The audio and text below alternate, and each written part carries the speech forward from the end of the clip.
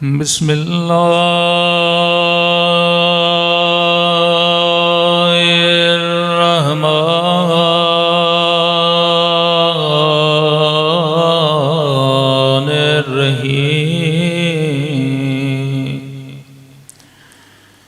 अल्हम्दुलिल्लाहि रब्बिल आलमीन।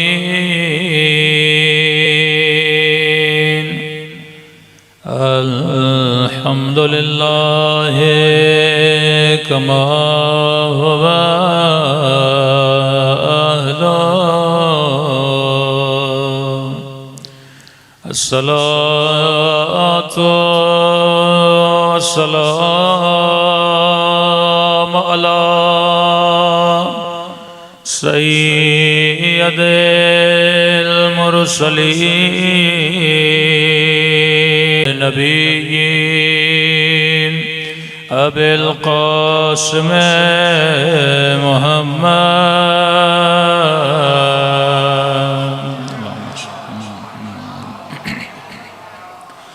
व अला आलिहि तय्यबीन अत्ताहिरीन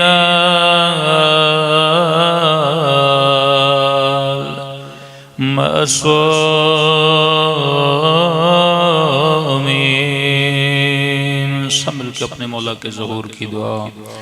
अल्लाहुम्मा कुल्ले वलीका हुज्जत बिनिल हसन सलवातुका अलैहि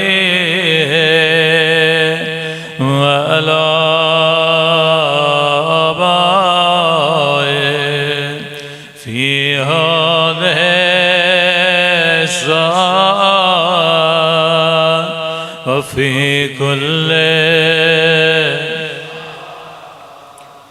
वलियन व हाफ़िज़न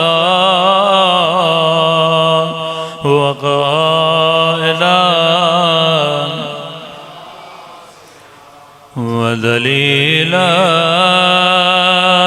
व ऐलान हत्ता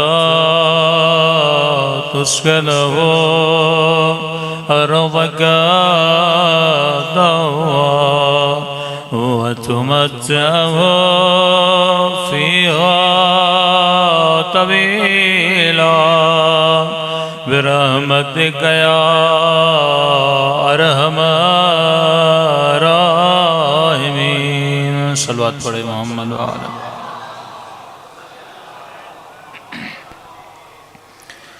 बिस्मिल्लाहिर्रहमानिर्रहीम।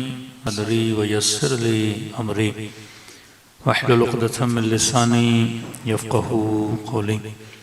अम्मा बअद फ़क़द क़ाल सुब्हानहु व तआला फ़ी मुहकम किताबिह बिस्मिल्लाहिर्रहमानिर्रहीम इन्ना लिल्लाहि व इन्ना इलैहि राजिऊन। सल्लल्लाहु अलैहि मुहम्मद व आले मुहम्मद।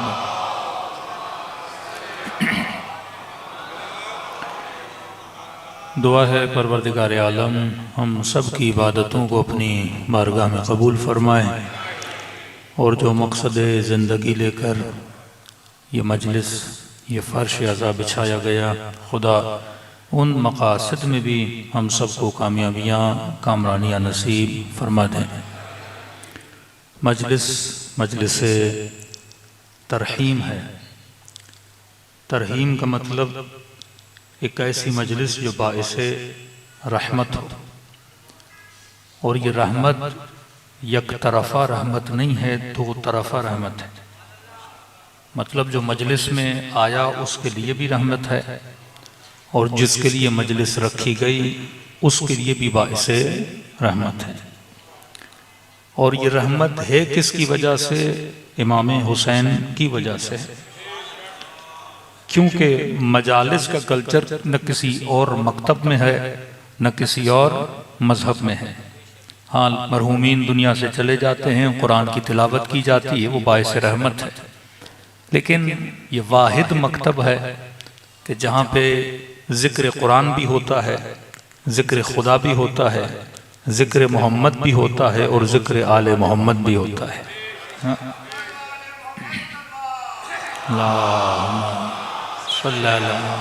मोहम्मद। और ये कमाल सिर्फ अहले बैत के चाहने वाले का कमाल है कि जब वो जिंदा होता है तब भी जिक्र कराता है, और जब दुनिया से चला जाता है तो तरहीम के नाम से फिर दोबारा से अहले बैत का जिक्र कराता है। हाँ। वरना दुनिया में जितने भी गैर शिया हैं अहले बैत के चाहने वाले हैं। आपको क्रिश्चियन मिलेंगे, आपको अहले सुन्नत मिलेंगे, लेकिन वो तब तक जिक्र करते हैं जब तक जिंदा हैं। ये सिर्फ मकतब अहले बैत की ट्रेनिंग है कि जिंदा भी हो तब भी जिक्र कराओ, और दुनिया से जाओ तो ऐसी औलाद बना के जाओ कि उनके बाद भी जिक्र अहले बैत कराती रहे। हाँ।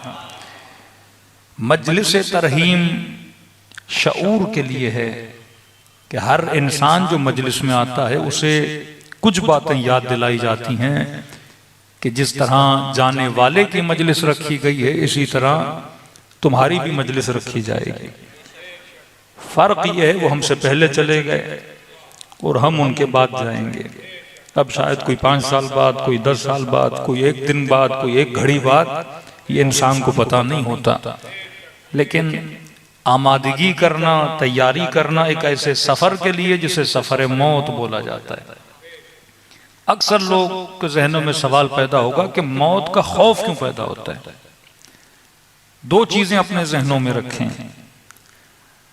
मौत का खौफ एक रीजन ये है क्योंकि हम दुनिया को छोड़ रहे हैं।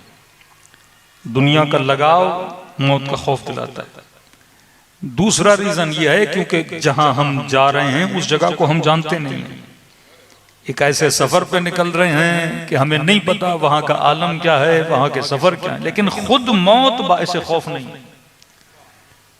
खुद मौत का आना यह खौफ के बाइस नहीं है।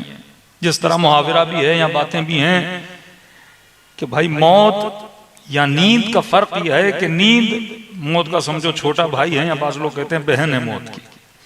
तो मैं आपसे सवाल करूंगा कि अगर ये छोटा भाई है नींद, तो जब नींद आती है आपको खौफ आता है क्या? नींद को तो इंसान पसंद करता है, नींद को तो राहत बोला गया है, नींद को तो सुकून बोला गया है कि सुबह से शाम तक थका हुआ इंसान सुकून में तब आता है जब उसे नींद आए। और जब नींद नहीं आती तो फिर डॉक्टरों से गोलियां लेके भी जबरदस्ती नींद खुद को दिलाई जाती है, क्योंकि जब तक नींद नहीं तो सुकून नहीं, नींद नहीं तो आराम नहीं, नींद नहीं तो इंसान हशाश बशाश नहीं होता। तो कैसे मुमकिन है जब छोटा भाई इतना सुकून दे तो बड़ा भाई हमें सुकून न दे? नींद छोटा भाई है, मौत बड़ा भाई है। और करबला की रिवायत में भी है कि जब हजरत अली अकबर शहीद हो रहे थे तो इमाम हुसैन ने फरमाया कि अकबर तुम दुनिया के हम और गम से क्या हो गए? राहत हो गए। मतलब मौत क्या देती है? राहत देती है। नींद क्या देती है? राहत देती है। अक्सर वो लोग जो कोमा में थे थोड़ा बहुत मौत को देख के वापस आए, अगर आप उनके हालात पढ़ेंगे तो कहते हैं कि जैसे मौत आई तो हमें क्या मिल गई? राहत मिल गई। हॉस्पिटल में था, बिस्तरे मरीजी पे था, कभी घुटने की तकलीफ, कभी कमर की तकलीफ, कभी गले की तकलीफ, मुख्तलिफ बीमारियों में इंसान मुब्तला होता है कि जैसे मौत आई तो हमने महसूस किया कि गोया हमारे बदन में क्या आ गई? राहत आ गई, छुटकारा मिल गया। तो खुद मौत बाइस खौफ नहीं है, मौत राहत का नाम है, मौत सुकून का नाम है। अब दुनिया का हम हो खत्म, दुनिया के गम हो खत्म, दुनिया के दुख हो, सब के सब क्या हो जाते हैं? खत्म हो जाते हैं। अब किसी को बिजनेस का मसला, किसी को बेटे का मसला, किसी को बेटी का मसला, किसी को बदन में तकलीफ, किसी को फक्र फाका का मसला, जैसे मौत आएगी इन सबसे इंसान का क्या हो जाएगा? छुटकारा हो जाएगा। असल चीज जो बाइस खौफ है वो मौत का बाद का सफर है, जिससे इंसान को डरना भी चाहिए, इंसान को तैयारी भी करनी चाहिए कि मुझे नहीं पता कि आलम बरज़ख के मराहिल क्या हैं, मुझे इल्म नहीं है कि कब्र में सवाल व जवाब होगा, मैंने जवाब किस तरह देना है, क्या वाकई मैं उसके लिए तैयार भी हूं कि नहीं हूं। तो खुद मौत से इंसान को डरना नहीं चाहिए, डरना चाहिए तो सफर आलम बरज़ख डरना चाहिए। दूसरी बात, खौफ इसलिए आता है क्योंकि हमारा दिल है दुनिया में। अब दुनिया की जुदाई हमें तकलीफ देती है, औलाद की जुदाई हमें तकलीफ देती है, माँ बाप की जुदाई हमें तकलीफ देती है। हालांकि अहले बैत का फरमान है, अगर मरने वाले को जिंदा लोग देखें और फरमाया उस औलाद को देखें, तो मासूम फरमाते हैं उस मरने वाले पे न रोएं बल्कि अपने ऊपर रोना शुरू कर दें ये लोग, क्योंकि मरने वाला तो राहत हो गया, लेकिन जो बच गया है टेंशन किसे होना चाहिए, उसे होना चाहिए। दूसरी चीज मासूम फरमाते, समझो दुनिया में मैं अक्सर मजालिस में कह चुका कि अक्सर लोगों को फर्क माल और फर्क रिज़्क़ का इल्म नहीं होता। अब मरने वाला दुनिया से चला गया,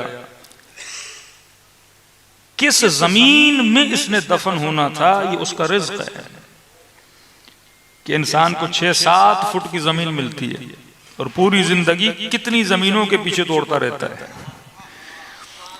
शेख अब्बास उम्मी कहते हैं कि अल्लाह ने मेरी आंखें बसीरत खोली और मैंने देखा कि किसी मुर्दे के जनाजे को ले जा रहे हैं नजफ में, और कहते हैं मेरी निगाह पड़ी कि उसके ताबूत के ऊपर उसकी रूह उसके साथ जा रही थी, और कहता मैंने देखा कि वो और अपने जिस्म के कानों में कुछ कहने लगा, बड़ी आहे हसरत भर के कहने लगा, क्या है जिस्म, तुमने पूरी जिंदगी फिक्र दुनिया में गुजार दी, जबकि देखो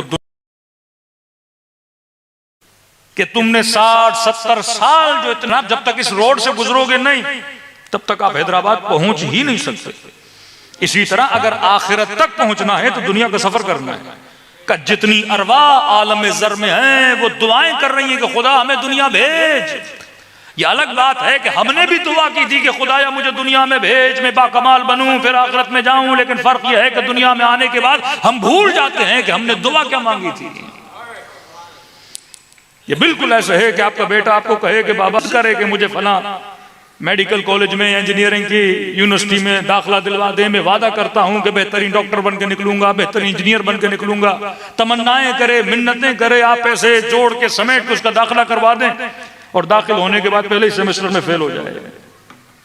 कि बेटा तुम ख्वाहिशें इतनी बड़ी बड़ी, दाखिल भी करा दिया, अब क्या हुआ? पहले सेमेस्टर में फेल होते हैं, फिर कहते हैं अरे खुदा अगले में पूरी क्लास में नंबर 1 हूंगा, दूसरे में जाता है उससे भी बुरे नंबर लेके आ जाता है।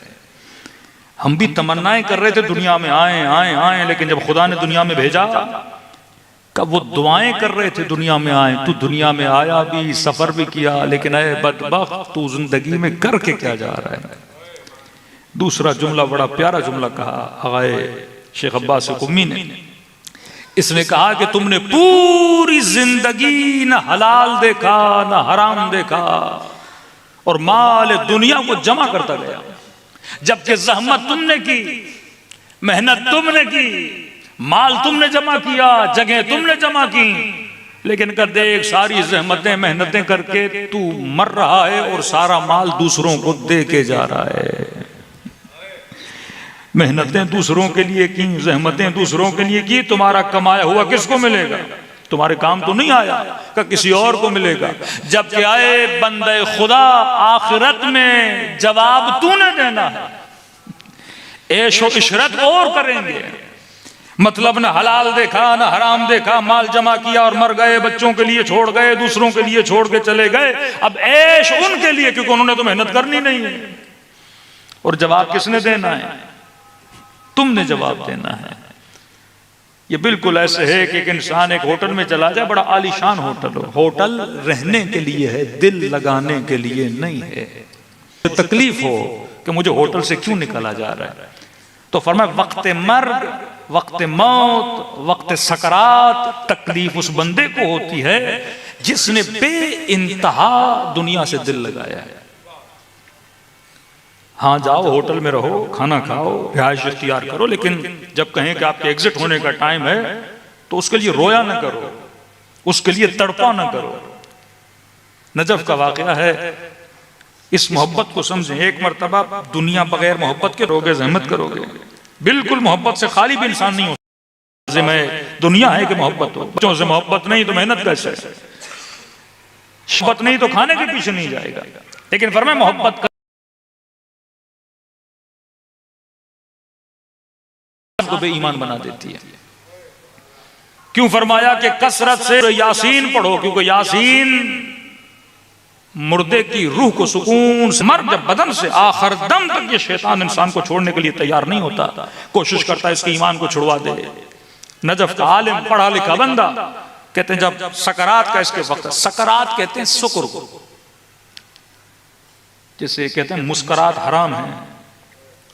शराब को भी क्या बोला जाता है? मुस्कर है, मतलब नशे आवर। सकरात का मतलब एक ऐसी हालत इंसान की पैदा हो जाती है कि इंसान जैसे नशे में, उसको नहीं पता वो क्या बोल रहा है, अपने बस में नहीं होता।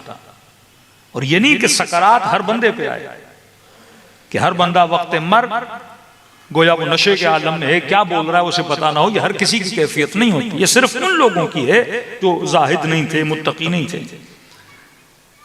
अब फरमाया सकरात के वक्त सूरह साफात पढ़ो, मरहूम पे मसलन जो दुनिया से जा रहा है उस पे सूरह यासीन पढ़ो। ये आलिम कहते जितने भी उलमा नजफ थे सारे इसके इर्द गिर्द जमा हो गए। अब का पढ़ो कलमा ला इलाहा इल्लल्लाह, इसने कहा ला इलाहा इल्लल्लाह मुहम्मदुर रसूलुल्लाह, इसने कहा मुहम्मदुर रसूलुल्लाह। आखिरी अमीरुल मोमिनीन की जब गवाही आई का अलीयुल वलीउल्लाह कहो, का ये सर फेर देता था। फिर अलीयुल वलीउल्लाह पढ़ो, का ये सर फेर देता था। इन्होंने कहा जब हम पूरी जिंदगी समझते रहे ये बहुत बड़ा मोमिन है, आज पता चला ये जाहिर कोई और था, बातिन कुछ और था, मोमिन नहीं है। तो जब कहते कहो अलीयुल वलीउल्लाह, ये अपने सर को फेर देता है, कोई ये कहना नहीं चाहता। और इत्तफाक ये था कि अपनी सकरात से बाहर निकल आया, मरा नहीं, बच गया। लेकिन उस वक्त जितने इसके जनाजे पे मौजूद थे, बात फैल गई पूरे नजफ में कि फला मौलवी वक्त सकरात अलीयुल वलीउल्लाह न पढ़ सका। तो अहले नजफ ने कहा बड़ा बेईमान आदमी है, आज के बाद इसके साथ आना जाना बंद कर देंगे, बाइकआउट इस बंदे का, क्योंकि मोमिन नहीं है। मौत ने बता दिया कि मोमिन नहीं था। ये भी बड़ा परेशान था इस हालत से। किसी रोड से गुजरता लोग गली बदल देते, कोई घर में मजलिस होती इसको कोई बुलाता नहीं, कहीं पे दावत होती कोई खाने पे ना बुलाता कि जनाब इसने तो वक्त सकरात अमीरुल मोमिनीन का नाम नहीं लिया। इसका मतलब इसके दिल में कुछ और है और जाहिर कोई और है। एक महफिल लगी उलमा की, इसी तरह मोमिनीन जमा हुए, ये बिन बताए उनकी महफिल के अंदर दाखिल हो गया। और जब सब ने इसको देखा तो चाहा कि महफिल को तर्क करके चले जाएं, इसने दरवाजा बंद कर दिया। कहा मुझसे दूरी बाद में इख्तियार करना, लेकिन मुझसे पूछो तो सही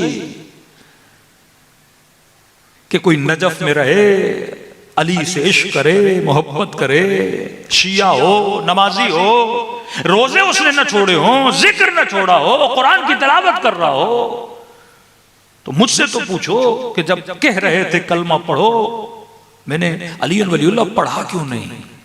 कोई एक बार तुमसे आके मुझसे तो पूछो। मैं भी अपने उस कैफियत पे आज तक रो रहा हूं, लेकिन ये शुक्र खुदा है कि उस आलम में मैं मरा नहीं।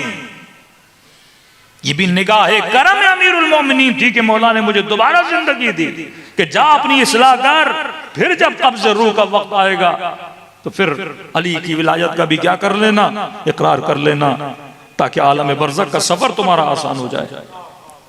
तो कहा कि बताओ क्या हुआ? का तुम सब ने रिवायात में पढ़ा है कि मासूम फरमाते हैं अगर शिद्दत से ज्यादा दुनिया में किसी चीज से मोहब्बत हो, शैतान वसवसे करता है और उसी मोहब्बत को वसीला बनाता है ताकि बंदे को राह ईमान से क्या कर दिया जाए, दूर कर दिया जाए। का तुम सब जानते हो अल्लाह ने मुझे बेटा दिया, एक बेतहाशा उस बेटे से मोहब्बत करता हूं, गोया मेरी जान उसके अंदर अटकी हुई है। गली में भी जाए तो परेशान हो जाता हूं, 5 मिनट देर कर ले के बेटा घर क्यों नहीं आया। हल्का सा बुखार आ जाए तो मुझे पूरी पूरी रात नींद नहीं आती कि खुदा की इस बेटे को छीन न ले मुझसे। जब तुम कह रहे थे कहो अलीयुल वलीउल्लाह, तो शैतान मेरे उस बेटे को मेरे सामने लेकर आया का कलमा पढ़ोगे तो इसका सर में क्या कर दूंगा, काट दूंगा। और शुक्र है ना, इंसान गुनूदगी के आलम में होता है उस वक्त जब रूह बदन से निकलती, उसे ये समझ नहीं आती है हकीकत है या मजाज है। कई बार आप ख्वाब देखते हैं, रोते हुए ख्वाब से उठ जाते हैं, बंदा पसीने से शल हो जाता है, क्यों ख्वाब में लगता है मैं ख्वाब नहीं देख रहा, मैं क्या देख रहा हूं, हकीकत देख रहा हूं। कभी कोई आपको मारने आता है, कभी आप किसी जंगल में, कभी कोई आप पे अटैक करता है, तो ऐसी कैफियत कि इंसान ख्वाब से उठने के बाद 100 मरतबा अल्लाह का शुक्र करता है कि ये ख्वाब था, हकीकत नहीं थी। कब मुझे तो लगा कोई मेरे बेटे का सर कलम कर रहा है, और का कलमा पढ़ोगे सर काट देंगे। इसलिए मैं अपना चेहरा हटा देता था। मसला कलमे का नहीं था, मसला बेटे की जान को बचाना था। और जब उस आलम से निकला तो मैं समझा ये शैतानी वसवसा था। करबला इसी चीज का नाम है कि देखो हुसैन ने औलाद की मोहब्बत को करबला में ज़बा कर दिया। एक खातून के लिए सबसे अजीज तरीन चीज एक मुत्तकी, एक बाइफ़्फ़त औरत के लिए उसका हिजाब है। करबला में हिजाब का इम्तिहान लिया गया। एक बाप के लिए सबसे बड़ा इम्तिहान उसका जवां बेटा है, करबला में वो छीना गया। एक मां के लिए सब 6 महीने का अली असगर गले में तीर लगे और मां के सामने अपनी तलवार से कोई उसको ज़बा कर दे। एक शिकायत पूरी करबला में नजर नहीं आती कि खुदा मेरा अकबर मुझसे छीना क्यों? क्योंकि जब कुरान में इब्राहिम किसी को समझ में आ जाए तो हुसैन की कुर्बानी भी समझ में आ जाती है। मेरे छठे इमाम फरमाते हैं अक्सर लोग ये कहते हैं कि इब्राहिम ने बेटे को ज़बा नहीं किया था, और ज़बा कर रहे थे तो अल्लाह ने दुम्बा भेज दिया और वो ज़बा हो गया। कि अगर ऐसा होता तो कुर्बानी इब्राहिम की न होती, इम्तिहान में कबूल न होता इब्राहिम अगर ऐसा होता। अब 5 मिनट के लिए सोचिए, 60-70 साल की एज में खुदा एक खातून को कहता है जनाब हाजरा ने अपने चेहरे पे मारना शुरू कर दिया। कहे खुदा लोग क्या कहेंगे कि इस बुढ़ापे में खुदा ने बच्चा दिया। इब्राहिम ने अल्लाह की मर्जी, उस चाहे जवानी में दे या बुढ़ापे में दे। अब बुढ़ापा न हो और 40 साल के बाद, 20 साल के बाद, 17 साल के बाद खुदा उसे एक बच्चा दे। वो बच्चा इब्राहिम को भी बड़ा अजीज था, बीबी हाजरा को भी बड़ा अजीज था। गर्मी शदीद, पानी नहीं, सहरा, पूछा भी नहीं खुदा वहां क्यों ले जाऊं, खाना कहां से आएगा, पानी कहां से आएगा, मेरे बच्चे का क्या होगा। अकेला तकोता ना अपनी बीवी को छोड़, कोई रिश्तेदार तो छोड़ दूं, कोई भाई उसके साथ होगा नहीं। चल इब्राहिम मुड़ के देखेगा, लेकिन यहां औलाद छोड़ी, मुड़ के नहीं देखा। मुड़ के वो देखे जिसे रब पे भरोसा न हो। मुड़ के चले गए 13-14 साल के बाद। फिर हुक्म हुआ इब्राहिम वापस जा, वहां जहां छोड़ के गए थे। रिवायत के जुमले हैं, घर के दरवाजे के बाहर आए, जनाब इस्माइल ने पहचाना नहीं कि आपकी वालदा का बाहर गई है। कहते हैं जब आई तो बेटे को बताया, बेटा ये आपके वालिद हैं जानेंगे। करबला की कुर्बानी होती ही ना अगर इस्माइल न होते। उठे, बेटे को बिठाया, का बेटा ख्वाब देखा। देखो वही तो एक मर्तबा कोई हजरत जिब्राइल आते हैं और आपको हुक्म देते हैं, डायरेक्ट हुक्म है, इसमें मंजिल यकीन पाई जाती है। एक मर्तबा बेटे को ले गए। अब सवाल यह है कि छुरी चलाई या नहीं। मेरे छठे इमाम फरमाते हैं छुरी चलाई। दलील यह है कि जब इस्माइल प्रैक्टिकली गले पे छुरी चलाई, आंखों पे पट्टी थी जब छुरी चलाते थे, उसके बाद सोचते थे गला कट गया, फिर जब पट्टी उतारते थे देखते वैसा है। फिर दोबारा छुरी चलाई, फिर पट्टी उतार के देखा गला वैसे का वैसा है। कहते इब्राहिम को जला लाया और छुरी को जब तीसरी मर्तबा छुरी चली तो जन्नत से खुदा ने उस हैवान को भेजा जिसके गले पे छुरी चली। तो प्रैक्टिकली छुरी चल चुकी थी। मोहब्बतों के गलों को घोंट देता है। तो मौत की सख्ती उस बंदे के लिए है जिसने दुनिया से बेइंतहा और बेतहाशा मोहब्बत की है। कि मैं कई मजालिस में मिसाल दे सका हूं, आगे कराती मिसाल देते हैं कि आपके हाथ के 2 तरफ हैं, एक हाथ का तलवा, एक हाथ का पिछला हिस्सा। हाथ का तलवा साफ सुथरा है, इसमें कोई बाल नहीं, और मगर इस पे टैप सॉल्यूशन लगाया जाए हाथ के अगले हिस्से पर और खींच के निकाला जाए तो कोई तकलीफ नहीं होती। लेकिन फरमाया अगर हाथ के पिछले हिस्से पर टैप सॉल्यूशन लगे और कोई खींच के निकाले तो तकलीफ होगी। का क्यों होगी? कि क़िबला क्योंकि पिछले हिस्से पे बाल लगे हैं। और जब खिंचाव आएगा और ये बाल जब उस खाल से उधेड़ के निकाल दिए जाएंगे तो इंसान को तकलीफ होती है। फरमाया बिल्कुल इसी तरह जब मलकुल मौत तुम्हारी रूह को बदन से निकालेगा, अगर दुनिया की मोहब्बत इन बालों की तरह तुम्हारी रूह से चिपक गई होगी, जुदा तो होना है। मौत तन्हाई का नाम है, मौत जुदाई का नाम है।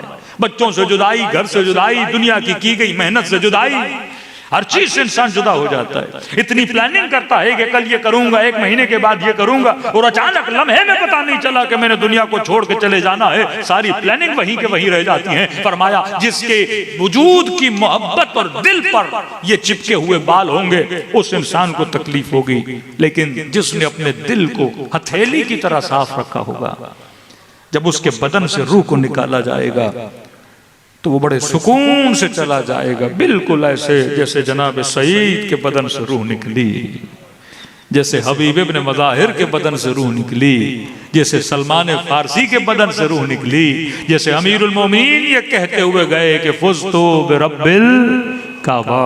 असल कामयाबी ये है कि इंसान रब की मुलाकात के सफर पे चला जाए। सल्लल्लाहु अलैहि मोहम्मद व आले मोहम्मद पर।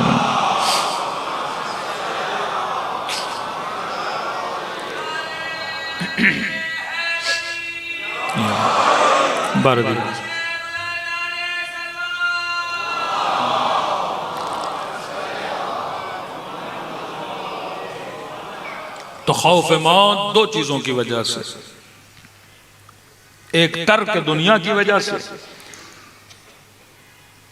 कि क्योंकि दुनिया को छोड़ रहा है खौफ, दूसरा फरमाया जहां जा रहा है वहां का इल्म नहीं। अब थोड़ी जानकारी इंसान के पास होनी चाहिए। किसी ने सवाल किया कि मौलाना जब कयामत में हिसाब भी है, किताब भी है, फिर ये बरज़ख की बातें कहां से आ गई? क्योंकि आलम बरज़ख का जिक्र रिवायात मासूम में सबसे ज्यादा है। कुरान में ये लफ्ज़ बरज़ख मौजूद है कि दो पानियों की जब खुदा बात करता है तो कहता है उन दो के बीच में क्या है? बरज़ख है। बरज़ख एक फासले को कहते हैं। अल्लाह कहते हैं हम नमकीन और मीठे पानी को क्या करते हैं? इस तरह से जुदा करते हैं, उनके बीच में एक हल्का सा क्या होता है? फासला होता है। बरज़ख क़यामत और दुनिया के फासले का नाम है कि आप दुनिया से चले गए, अब जब तक क़यामत होगी इसके बीच का जो फासला है उसे कहते हैं आलमे बरज़ख। अब बरज़ख के कई मराहिल हैं, किसी की बरज़ख बहुत लंबी, किसी की बरज़ख बहुत ही मुख्तसर। मलाइकतुल्लाह की ड्यूटी यह है कि जब आप दुनिया से जाते हैं उनको रूह दी जाती है आपकी। अब बंदा नेक है तो अच्छे मलाइकों को रूह दी जाती है, बंदा बुरा है तो अजाब के फरिश्तों को रूह दी जाती है। तभी फरमाया ये दुआया जुमले हमेशा पढ़ा करो, मग़फ़िरतन क़ब्लल मौत, तौबतन क़ब्लल मौत। कहे खुदा मरने से पहले मुझे क्या अता करना? तौबा अता करना। राहतन इंदल मौत, ऐ खुदा जब मौत आए तो मुझे राहत अता करना। मग़फ़िरतन बादल मौत, जो तौबा की है मौत के बाद मुझे उसकी मग़फ़िरत अता करना। वल अफ़्व इंदल हिसाब, और क़यामत के दिन जब हिसाब व किताब किया जाए तो खुदा मुझे क्या कर देना? माफ कर देना। अब क्या मौलाना कितना डरे आखिरत से? हमारे यहां दो तरह के लोग हैं, एक तो वो जो सुबह से शाम तक डरते रहते हैं कि होगा क्या, दूसरे वो हमारे मलंग लोग हैं जो कहते हैं जो होगा देखा जाएगा। तो बाज़ की तो नमाज भी एक नारे में हो जाती है पूरी। किसी ने मकतब को इतना आसान बना दिया कि भाई देखा जाएगा, हमारे पास तो अहले बैत हैं, हमें क्या होगा, शफात है, ये है वो है। दूसरे इतने डरे हुए हैं कि भाई जनाब हमारा तो कुछ होगा ही नहीं। जैसे मासूम फरमाते मोमिन के पास दो पर होते हैं, पर उम्मीद, पर रजा और पर खौफ। इन दो परों के साथ परवाज किया करो। वो रिवायात जो मिंबर से पढ़ी जाती हैं उम्मीद वाली, उनसे उम्मीद लिया करो। वो रिवायात जो खौफ वाली, उनसे क्या लिया करो? खौफ लिया करो। पर यह नहीं कि उम्मीद पड़े तो खौफ भूल जाओ, और ऐसा भी नहीं कि खौफ में इतने पड़ जाओ कि सारी उम्मीदें भी क्या हो जाएं? भूल जाएं। एक बाप है, बेटे को कहता बेटा पास हो गए तो ये गिफ्ट भी मिलेगा, फिर ये भी बोलता है अगर फेल हो गए तो कान खिंचाई भी होगी। ये दोनों कलाम अहले बैत के मिलते हैं। कभी इतनी खौफ की रिवायात हैं जिसने ये नहीं किया तो क़यामत में इतना बड़ा अज़ाब है, और कभी इतनी उम्मीद की है तो इंसान समझता है मजलिस में आ जाऊं, एक आंसू बहा दूं तो सारा किस्सा ही क्या हो जाएगा, मेरा खत्म हो जाएगा। जनाब सैयदा शफात कर देंगे और कहा कि जो मेरे बेटे के गम में रोते मैं सबकी क्या करूंगी, शफात। ये उम्मीद की रिवायत है मेरे अजीज, ये नहीं कि उम्मीद की रिवायत को पकड़ के इंसान खुद को गुनहगार बनाना शुरू कर दे। अगर सैयदा की ये रिवायत भी है तो वो दूसरी रिवायत भी है कि जन्नत में वो जाएगा नहीं जिसने हमारी इताअत नहीं की है। एक तरफ ये फरमाया कि जिसने खुलूस दिल से 2 रकअत नमाज पढ़ी वजब अलैहिल जन्नह, उस पे जन्नत वाजिब हो जाती है। दूसरी तरफ फरमाया मन इस्तखफ़ बिसलाते, जिसने अपने नमाज को खफीफ समझा उसे कभी भी हमारी शफाअत नसीब नहीं होगी। तेरी ड्यूटी है कि जो अहले बैत ने कहा वो करो, जितनी वुसअत में है, जितनी मेहनत में है। हाँ, अब इंसान से खता भी हो जाती है, इंसान जायज़ुल खता भी है। उन खताओं पे क्या रखो, उम्मीद रखो। उम्मीद ये नहीं कि तौबा ना करो, उम्मीद ये नहीं कि दुआए कुमैल ना पढ़ो, उम्मीद ये नहीं कि अगर मुसल्ले पे बैठो तो उस गुनाह पे पशेमानी ना हो। दोनों चीजें जब साथ लेकर चलोगे तो दुनिया भी आबाद रहेगी, आखिरत भी आबाद रहेगी। अब कितनी उम्मीद रखें कितनी ना रखें। एक उम्मीद का वाकया सुने, फिर एक रजा खौफ का वाकया सुने। एक मुखय्यर बंदा था, अल्लाह ने पैसा दिया था, माल दिया था, दौलत दी थी। बाज लोगों के पास माल बहुत है पर दिल के कंजूस बहुत है। अमल से लगता है कि फकीर है, अकाउंट से लगता है बड़ा पैसे वाला है। बाज के अकाउंट्स में कुछ नहीं पर अमल में बड़ा सखी है। लेकिन ये अमीर भी था और तबअन भी बड़ा अमीर था। इसके पास कुछ लोग गए, कहा कि एक कुछ इबादी काम है, खैर खैरात के काम है, मौला की मजलिस है, जिक्र है इमाम हुसैन का, तो लिहाजा हमें कुछ डोनेशन चाहिए। तो इसकी एक आदत थी, देखता था कुछ लोग आए हैं और वाकईअन खिदमत कर रहे हैं और इमाम हुसैन का जिक्र कराना चाहते हैं, और ऐसी ऐसी बस्तियों में, ऐसी ऐसी जगहों पे कि जिक्र हुसैन होना चाहिए। तो कहते हैं कि इसके पास लोग, आदत थी इसकी, ये चेक पे साइन करके उनको देता था। का जितनी तुम्हारी जरूरत है अमाउंट लिखो, मुझे बताओ नहीं, मैंने साइन कर दिया। साइन करके चेक बंद करके उनको दे देता था। यानी पूरे शहर को पता था, अंजुमने जाती थी, ये नहीं कहता था कितने लिखूं, साइन करके चेक देता था, लिखो और चेक को जाके पास कराओ। ये मर गया। कहते मरने के बाद इसके बेटे ने इसको ख्वाब में देखा। कब बाबा जरा बताओ हिसाब और किताब कैसा था। पूछा उन्होंने, क्या किया, क्या लाए, कौन सी अच्छाइयां, कौन सी बुराइयां, कौन सी नेकियां, लियाज़ुबिल्लाह कोई गुनाह। अब ऐसा भी नहीं कि सुबह से शाम तक कोई ज़ाहिद और मुत्तकी था, एक दुनियादार आदमी था, मुहिब्ब अहले बैत था, सादा सी जिंदगी गुजारता था, खताएं उसकी भी थी। कहता मेरे लाल, जब आलम बरज़ख में मैंने देखा कि मेरा नाम है आमाल इमाम हुसैन की खिदमत में ले जाया गया।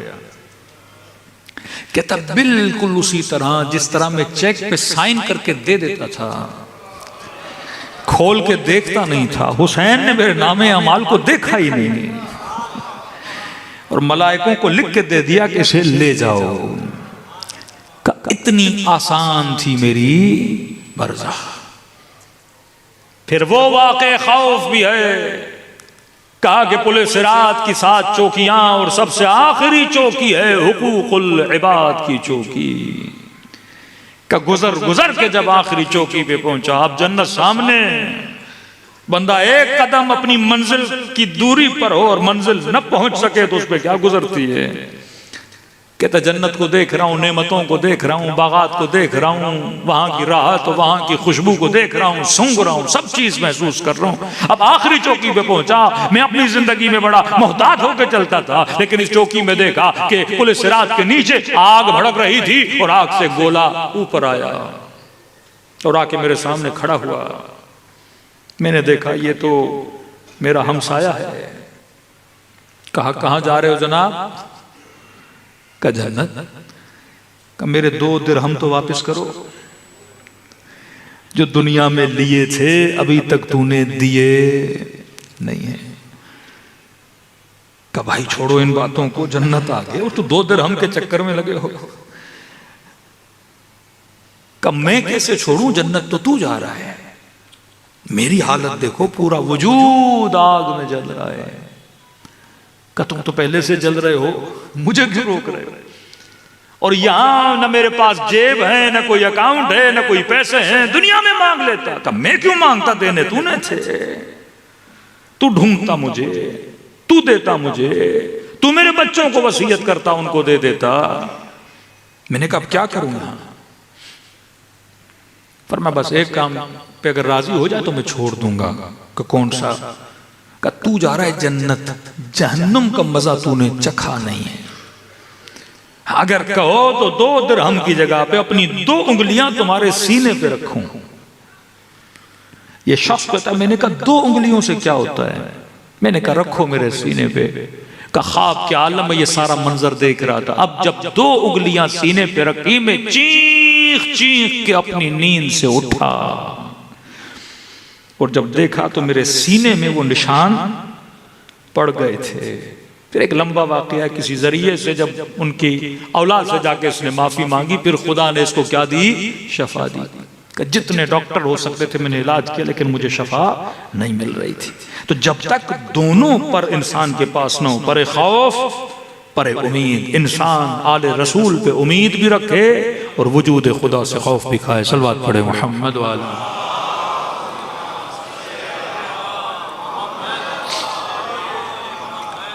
तो याद रखिए, दुनिया की जुदाई खौफ देती है, आलम बरज़ख की सफर की नादानी इंसान को खौफ देती है। दूसरा, जिस कब्र में इंसान को डाला जाता है, उस कब्र की जानकारी का न होना। मैं कई मजालिस में मजाहन कह चुका हूं कि मुझे दुनिया की कोई एक यूनिवर्सिटी दिखाइए जो इम्तिहान लेने से पहले अपना पर्चा आउट कर दे। पाकिस्तान में होता है, मुहज़्ज़ब माशरों की बात कर रहा हूं। कैसे मुमकिन है कि जिस मुर्दे को आप दफनाते हैं, ये कई लोग भी आप पे एतराज करते होंगे कि अजीब लोग हैं, एथियस्ट लोग, कि जिस मुर्दे का सर्टिफिकेट हॉस्पिटल से लेकर आया कि ये क्या हो गया, बॉडी इज एक्सपायर्ड, खत्म हो गई, ब्रेन काम नहीं कर रहा, हार्ट काम नहीं कर रही, कंप्लीटली एक्सपायर्ड, अब इसे धो, इसे मारो, इसे काटो, इसका पोस्टमार्टम करो, चीखेगा नहीं, शिकायत नहीं करेगा, क्योंकि मर चुका है। और उसी मरे हुए बंदे को जब कब्र में उतारता है तो हम नीचे उतर के उसके कांधों को पकड़ के हिलाते हैं और अजीब जुमले कहते हैं, इस्मा, सुन, समझ। क्या मुर्दा सुनता है? हिला तो बॉडी को रहे हो ना। कह रहे हैं सुन और समझ कि तुझसे पूछा जाएगा तुम्हारा रब कौन है, तुझसे पूछा जाएगा तुम्हारी किताब कौन सी है, तुझसे पूछा जाएगा तुम्हारा इमाम कौन है। तो ये जवाब देना कि अल्लाह रब्बी, खुदा मेरा रब है, कुरान मेरी किताब है, मोहम्मद मेरा रसूल है, अली मेरा इमाम है। तो जब मुर्दा और बॉडी डेड हो गई, कान सुनते नहीं, दिमाग काम से चला गया, इसे मैं क्या सुना रहा हूं। और दूसरी बात, क्या एग्जाम से पहले ही पर्चा कि दुनिया में इसे बता दिया कि जनाब ये सवाल किया जाएगा, वो सवाल किया जाएगा, और हमने यहां रट लिया कि 4 ही सवाल होंगे और हमने याद कर लिया, और हमने कहा मौलाना मरने के बाद तो बड़ा आसान है मामला, हम तो पर्चा पास करा लेंगे। फिर हम कहते हैं कि उनसे पूछेंगे, उनको तो पता ही नहीं कि इमाम कौन है, और वो गलत बताएंगे तो फिर क्या होगा। बाद लोगों ने तो शायद शायरों के शेर रख लिए हों कि हम तो एक नारा हैदरी लगा के चले जाएंगे, जैसे मुनकिर और नकीर अली को तो मानते ही नहीं है। किसे हिलाया जा रहा है? जो मर चुका उसे नहीं हिलाया जा रहा, जो कब्र के ऊपर खड़ा होके मरे हुए को देख रहा है उसे बताया जा रहा है मरने के बाद कुछ नहीं। सुनना है तो अब सुन, जागना है और समझना है, खड़े हो जिंदा हो तो जागो। इसे हिला भी रहे हैं, जवाब नहीं दे रहा, इसे सुना भी रहे हैं, ना हाँ कर रहा है ना कर रहा है। दफन के जितने मामलात हैं, ये कब्र ये सिर्फ अदब मुर्दा के लिए है। क्यों कहा कि मरने वाले को मिट्टी में दफनाया जाए? जनाब बॉडी तो एक्सपायर, मिट्टी में मिल जाएगी, खत्म हो जाएगी, मुसलमान जलाता क्यों नहीं? दरियाओं में क्यों नहीं डालता? पारसियों की तरह पहाड़ों पे क्यों नहीं रखता कि चील और कौवों की ग़ज़ा बन जाए? जमीन में भी तो कीड़े खा जाते हैं इसे। का नहीं, अल्लाह का उसूल है कि हर चीज में अमानतदारी करो।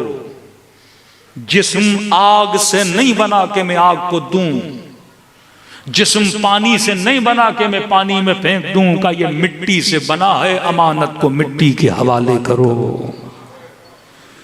कफन पहनाओ क्योंकि मुस्लिम था, गुस्ल दो ताकि पाको पाकीज़ा आलम में दुनिया में से उठाया जाए, और दफना के अदब के साथ। क्यों कहा जल्दी दफनाओ? ये भी अदब मुर्दा के लिए, कहीं औलाद के दिल में बाप के लिए कराहत न पैदा हो, कहीं माँ के लिए औलाद के दिल में। आप कहेंगे मौलाना कराहत कैसे? 3 दिन 4 दिन घर में रहेगा तो बदबू होगी, बदबू होगी तो कराहत पैदा होगी कि जल्दी इसको निकाला जाए।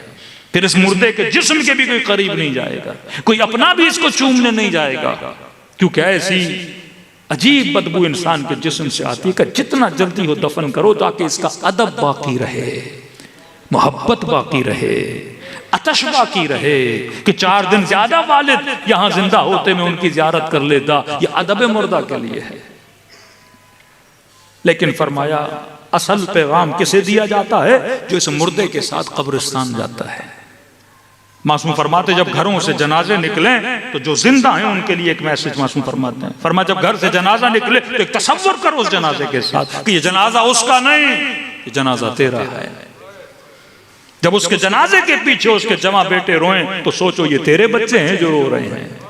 जब खवातीन के हाथ से बच्चियों की रोने की आवाजें आए तो ये सोचो ये तेरी बच्ची है जो रो रही है। जब बहनें रोएं तो ये सोचो ये तेरी बहनें हैं जो रो रही हैं। फरमाया फिर जनाजे को जब कांधों पे उठा के जाओ तो ये तसव्वुर करो ये तेरा जनाजा है जिसे कांधे पे उठाया जा रहा है। जब कब्र में उतारा जाए तो ये तसव्वुर करो ये तेरा जनाजा है जो कब्र में उतारा जा रहा है। जब तलकीन पढ़ी जाए अब ये सोचो और समझो ये तुझे बताया जा रहा है कि ये चीजें पूछी जाएंगी। और फरमाया जब मिट्टी के मन उसके ऊपर डाल दिए जाए तो फौरन घर के अंदर जाओ, 2 रकात नमाज शुक्राना पढ़ो और सजदे शुक्र अदा करके कहो कि खुदा मैं तो मर गया था, तूने मुझे दोबारा मोहलत दे के जिंदगी अता की है। इससे खौफ वजूद में पैदा होगा। पूरी एक्टिविटी हमारे लिए क्या बन जाएगी? एक मैसेज और पैगाम का नाम देगी। लेकिन सवाल यही कि मौलाना दुनिया की कोई उकला भी एग्जाम लेने से पहले पर्चा आउट नहीं करते हैं। खुदा ने पर्चे आउट क्यों किए? क्या इतना आसान है? क्या मुनकिर नकीर पूछेंगे? नहीं पूछेंगे। मन रब्बुक, कौन था तुम्हारा खुदा? कौन सी किताब थी जिस पर ईमान लाया? कौन था तुम्हारा नबी? कौन था इमाम? का सारे पूछे जाएंगे। तो मुझे तो याद है 50 साल 60 साल एक खतीब जिक्र अहले बैत करे, क्या वो भूल जाएगा कब्र में इमाम कौन है? एक जाकिर जो हुसैन के नूहे पढ़े, क्या वो भूल जाएगा कि मेरा इमाम हुसैन है? जो रमजान में तरावियां पढ़े, जो कुरान की तिलावतें करे, क्या उसे नहीं पता कि मेरी किताब कुरान है? जो दिन में 5 मरतबा अजाने दे, क्या उसे नहीं पता कि ला इलाहा इल्लल्लाह अल्लाहु अकबर मेरा रब खुदा है? क्या ये भूल जाएगा? कोई अल्जाइमर की बीमारी हो जाती है मरने वाले को। तो जब किसी बेटे ने वालिद को ख्वाब में देखा कि बाबा सवाल हुआ कहाँ बेटा? जवाब दिए जी बाबा। आसान था? का नहीं बेटा। का जब जवाब पता थे तो आसान क्यों नहीं था? का जब पूछा बता तुम्हारी किताब कौन है? मैंने कहा कुरान। का यह जवाब का देना था, मलाइकों का मुझे मारना था। फिर पूछने लगे किताब कौन सी? मैंने कहा कुरान। का फिर अजाब करना शुरू किया। इमाम, मैंने कहा अमीरुल मोमिनीन अली इब्न अबी तालिब। का फिर मुझे मारना शुरू किया। कहता जब तकलीफ बढ़ी तो मेरे वजूद में शक पैदा हुआ, कहीं जवाब तो गलत नहीं दे रहा। तो मैंने कहा मलाइकतुल्लाह मार क्यों रहे हो? का जवाब गलत दे रहा हूं? का नहीं सही दे रहे हो। का फिर क्यों मार रहे हो? का क्यों कि झूठ बोल रहे हो। अगर किताब कुरान थी तो जिंदगी कुरान के मुताबिक क्यों नहीं गुजारी? इस्मा व अफहम, ये नहीं कि सिर्फ सुन बल्कि समझ। जो कह रहे हो उस पे ईमान भी है कि नहीं? अशहदु अल्ला इलाहा इल्लल्लाह हर नमाज में कहते हो, गवाही देता हूं कि मेरा अल्लाह रब्बुल आलमीन है। हर मस्जिद से अजान की आवाज आती है अल्लाह अकबर, हर चीज से खुदा बड़ा है। फिर ईमान ऐसा ना हो जैसे आपकी कौमी असेंबली में होता है, फिर कसमें ऐसी ना हो जैसा हर वजीर वजारत के लेने से पहले खाता है। कसम खाता हूं कि इस मुल्क के कानून पे अमल करूंगा, वफादार रहूंगा। लगता है ऐसा है, कसम खाता है कि अमल नहीं करूंगा। ये भी तो कसम है ना आपके सामने। हर बंदा खाता है कसम खाता हूं। कसम क्यों खाता है? कुर्सी के लिए, क्योंकि नहीं खाएगा तो कुर्सी नहीं मिलेगी। कलमा नहीं पढ़ेगा तो मुसलमान नहीं कहलाएगा, कोई बेटी नहीं देगा इसको। तो कलमे इसीलिए पढ़ता है ताकि मुस्लिम सोसाइटी मुसलमान कहलाए। नमाज पढ़ेगा शायद कि जन्नत मिल जाए। एक डिग्री के लिए, एक मकाम के लिए कलमे पढ़े जाएं। एक मर्तबा अच्छी मजलिस पढ़ूंगा तो लोग वाह वाह करेंगे, अच्छी मनकबत पढ़ूंगा तो मजमा वाह वाह करेगा। हमारे उस्ताद कहते थे कि एक वाह वाह वो है जो जजा देती है और एक वाह वाह वो है जो अजाब देती है। का बेटा वाह वाह करना सवाब भी है, वाह वाह करना गुनाह भी है। अब ये वाह वाह उर्दू का है, फारसी में तो न वाह वाह है न अरबी में वाह वाह है। वह सुभान अल्लाह माशा अल्लाह। तो मैंने कहा एक ही लफ्ज अजाब भी और सवाब भी कैसे? का अगर वाह वाह करने वाला वाह वाह करे जिक्र के लिए, वाह वाह करने वाला वाह वाह करे जो बात की जा रही है उसके लिए, तो ये इबादत है। लेकिन वाह वाह करने वाला वाह वाह करे जाकिर के लिए, तो फरमाया फिर इबादत नहीं है, क्योंकि वो चापलूसी है। जिक्र के लिए कर रहा हूं तो खुदा को खुश करने के लिए कर रहा हूं, बंदे के लिए कर रहा हूं तो खुदा के लिए नहीं, बंदे को। बाज लोग आपने देखे ना, सारी मजलिस में सो रहे होते हैं, फिर अचानक आंख खुलती है तो वाह शुरू हो जाती है। हाँ, तो वो उसको बताने के लिए कि जाग रहा हूं जनाब। हाँ, तो ये वाह किसके लिए हुई? बंदे के लिए हुई ना। एक वाहवानी जिक्र समझता है और ना खास्ता कलाम अमीरुल मोमिनीन पे वाह करना शुरू कर देते। क्या कहा ली ने? कुरान की आयत पढ़ता है और अजाइब परवरदिगार आलम खिलकत के अजाइब का पता लगता है तो कहता माशाअल्लाह सुभान अल्लाह। तो इस्मा भी है, अफहम भी है। सुन और समझ कि अगर कह रहा है अल्लाह बड़ा है तो वाकई जिंदगी में अल्लाह को बड़ा माना प्रैक्टिकली। अगर कह रहे हो कि मेरा इमाम अमीरुल मोमिनीन है, मुझे कहा तू कह तो रहा है कि अली तेरा इमाम है, क्या जिंदगी इमाम के मुताबिक गुजारी थी कि नहीं गुजारी थी? और आज जिस दौर में हम रह रहे हैं कैपिटलिज्म का दौर है, सरमायादाराना निजाम कि इंसान जो भी करे सरमाए के लिए करे, जो भी करे माल के लिए करे, पैसे के लिए करे। हमारे यहां जो भी करो खुदा के लिए करो। 2 रकअत नमाज पढ़ता हूं कुर्बतन इल्लल्लाह, मजलिस में आता हूं कुर्बतन इल्लल्लाह। आपको पता चला मजलिस है, अब कितने लोग हैं जो मजलिस के लिए आए और कितने लोग हैं जो किसी को शक्ल दिखाने के लिए आए कि आज हम नहीं जाएंगे, कल हमारी में नहीं आएगा। शादियों वाला चक्कर, क्या आप हमारे बेटे की शादी में नहीं आए, हम आपके बेटे की शादी में नहीं आएंगे। सजा और जजा किसकी वजह से मिलती है? नियत की वजह से। 2 रकअत नमाज पढ़ता हूं कुर्बतन इल्लल्लाह, हदफ बता रहा है, अय खुदा ताकि तेरे करीब हो जाऊं। रोजा रखता हूं ताकि तेरे करीब हो जाऊं, मजलिस में आता हूं ताकि तेरे करीब हो जाऊं, करबला जा रहा हूं ताकि तेरे करीब हो जाऊं, जिक्र अहले बैत कर रहा हूं, जाकिर बनूं, मौलवी मनकबत खात बनूं ताकि किसके करीब हो जाऊं? तेरे करीब। डॉक्टर बन रहा हूं ताकि तेरे करीब हो जाऊं, इंजीनियर बन रहा हूं ताकि तेरे करीब हो जाऊं। लेकिन नमाज पढ़े पर खुदा के करीब न हो तो नीयत पूरी हुई कि नहीं? सुबह नमाज पढ़े और शाम को हुसैन के सीने पे सवार हो जाए, कुर्ब खुदा मिला। अल्लाहु अकबर कहे पर किसी और को सुपर पावर माने तो कहा इस्मा व अफहम, जो कह रहे हो उसे समझा भी करो। पेश इमाम जमाअत की शर्त कि अगर जमाअत में रहना चाहते हो तो शर्त जमाअत यह है कि जब तक पेश इमाम जमाअत रुकू में नहीं जाएगा तुम नहीं जाओगे, वो सजदे में नहीं जाएगा, तुम नहीं जाओगे। इमाम जमाअत रुकू में खड़ा हो और मैं उससे पहले रुकू से खड़ा हो जाऊं और फिर सजदे में चला जाऊं तो का जमाअत से निकल जाओगे और फुरादा में दाखिल हो जाओगे। पहले इमाम फिर मामूम। जब एक छोटे से इमाम जमाअत से आगे पीछे पहले हो जाऊं तो मेरी जमाअत टूट जाती है, तो अली को इमाम मानने के बाद अगर अली की जिंदगी पे अमल न करूं तो अली इमाम कैसे रहेगा मेरा? हाँ? फिर उस ईमान के मैदान में कैसे खड़ा रहूंगा? हदीस मासूम में फरमाया, आलम बरज़ख में तुम्हारा काम है उस मैदान तक पहुंचना, फिर हमारा काम है तुम्हारी शफाअत करना। अब कोई मैदान तक पहुंच ही नहीं पाएगा तो शफाअत कैसे होगी? आपके मौलाना करबला जाने का बड़ा शौक है, कहेंगे ठीक है जनाब आप पासपोर्ट बनवा लो, हमारा काम है आपको करबला ले जाना। अब आप कहेंगे मौलाना हम पासपोर्ट भी नहीं बनवाएंगे, आप हमें ले जाओ।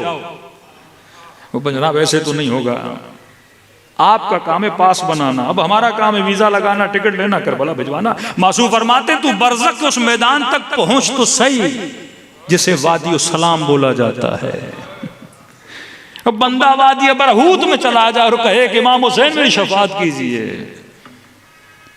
उस मैदान तक पहुंचना तेरा काम है, आगे शफाअत करना किसका काम है? हमारा काम है। सल्लल्लाहु अलैहि मोहम्मद व आले मोहम्मद।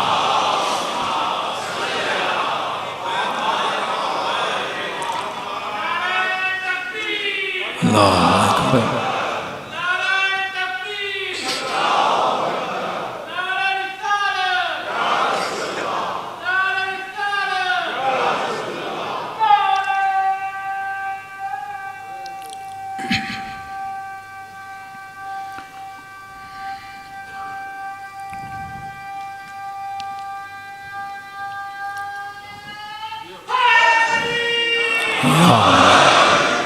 माशाअल्लाह, ऐसे 5-6 नारे वाले आ जाएं मेरी पूरी मजलिस सल्लल्लाहु अलैहि मोहम्मद व आले मोहम्मद।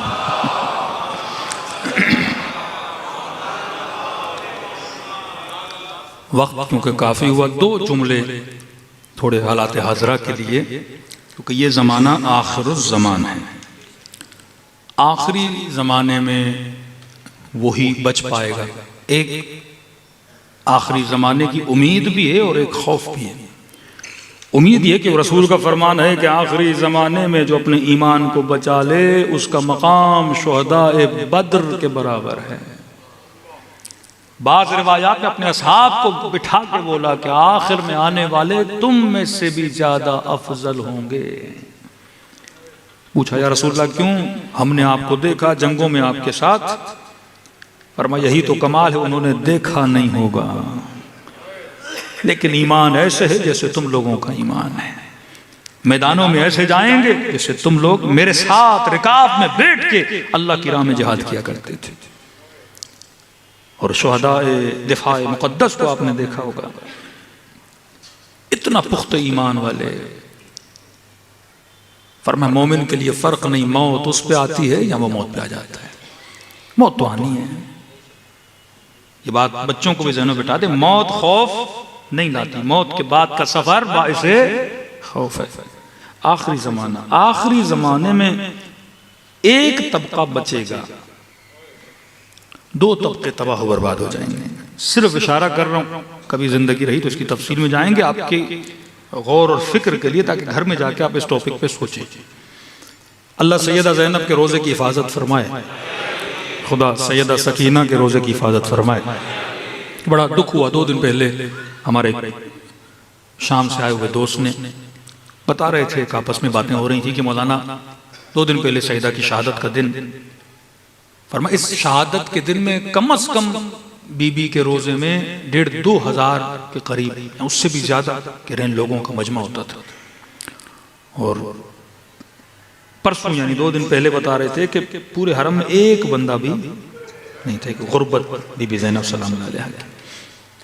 तो एक सवाल कई लोगों ने पूछा किया।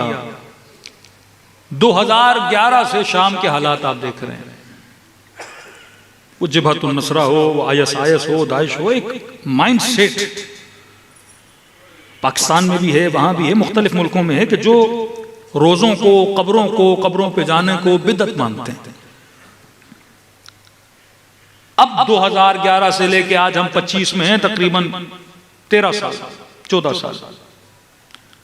अगर आपके यहां से मोमिनीन ने शहादतें दी हैं, वो हिजबुल्लाह की सूरत में हो या ज़ैनबियून या फातिमियून या इराक के मोमिनीन की सूरत में हो, वो भी हजारों में है।